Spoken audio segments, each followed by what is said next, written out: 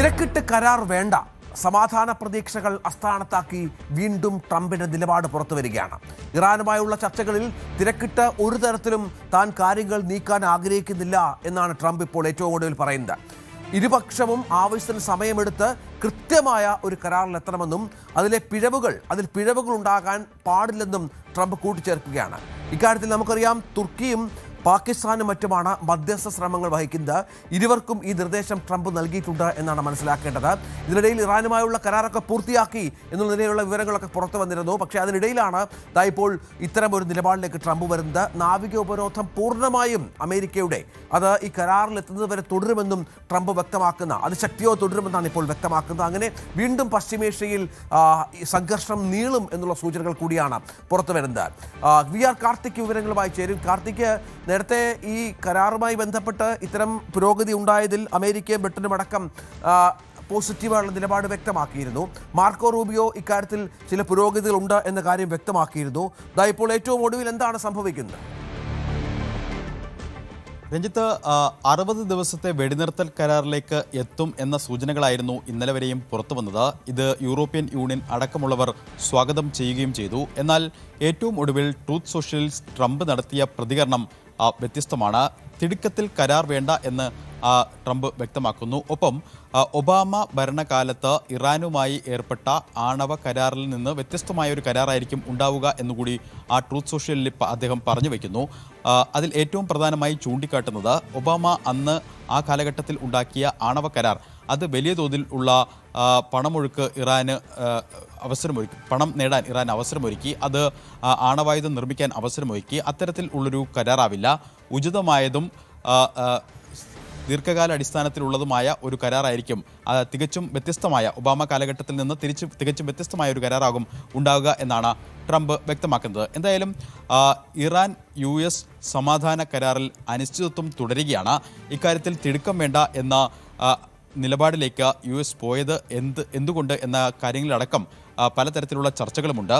പ്രധാനമായും സമാധാന കരാറിലേക്ക് എത്താനുള്ള ധാരണാപത്രത്തിലെ നിബന്ധനകൾ സംബന്ധിച്ചാണ് ഇപ്പോൾ ചർച്ചകൾ സജീവമായി ഉള്ളത്. അതിൽ ഏറ്റവും പ്രധാനം ഹോർമൂസ് തുറക്കുന്നതുമായി ബന്ധപ്പെട്ടായിരുന്നു. ഹോർമൂസിൽ അമേരിക്ക ഏർപ്പെടുത്തിയ ഉപരോധം അവസാനിപ്പിച്ചാൽ ഇത്തരത്തിൽ ഇറാനും ഹോർമൂസിലൂടെയുള്ള ഗതാഗതം സുഗമമാക്കുമെന്നും തുറക്കും എന്നും അങ്ങനെ ചർച്ചകളിൽ നിറഞ്ഞത്. അക്കാര്യത്തിൽ ഏറെക്കുറെ ധാരണയിലെത്തി എന്ന് പ്രതീക്ഷിക്കുന്നു. പക്ഷേ അപ്പോഴും ടോൾ പിരിവ് അടക്കമുള്ള കാര്യങ്ങളിൽ അനിശ്ചിതത്വം തുടരുന്നു എന്നാണ് ചില പാശ്ചാത്യ മാധ്യമങ്ങൾ റിപ്പോർട്ട് ചെയ്യുന്നത്. സമാധാന കരാറിലേക്ക് ഉള്ള നിബന്ധനകൾ, ധാരണാപത്രത്തിലെ നിബന്ധനകൾ സംബന്ധിച്ച വ്യത്യസ്തമായ റിപ്പോർട്ടുകളാണ് അന്താരാഷ്ട്ര മാധ്യമങ്ങൾ നൽകുന്നത് എന്നതും ശ്രദ്ധേയമാണ്.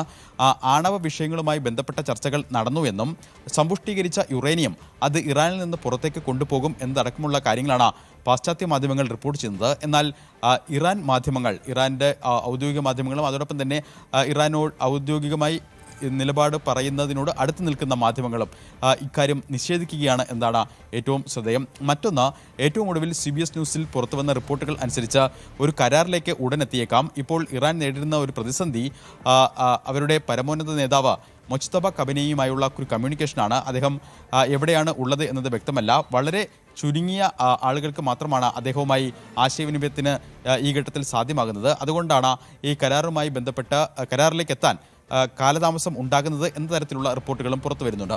എന്തായാലും ഇറാൻ US സമാധാന കരാറിൽ അനിശ്ചിതത്വം ഇപ്പോഴും തുടരുകയാണ്. തിടുക്കത്തിൽ കരാറിലേക്ക് എത്തേണ്ട എന്ന നിലപാടിലാണ് ട്രംപ് ഉള്ളത്. അത്തരത്തിൽ ഒരു നിലപാടെടുക്കാൻ കാരണം എന്ന കാര്യത്തിൽ ഇപ്പോഴും അവ്യക്തതകളുണ്ട്. പക്ഷെ അപ്പോഴും സാമ്പത്തിക ഉപരോധങ്ങൾ അടക്കമുള്ള കാര്യങ്ങളിൽ ഈ കരാറിൽ നിബന്ധനകൾ ഉണ്ടാകില്ല എന്നാണ് പുറത്തുവരുന്ന റിപ്പോർട്ടുകൾ.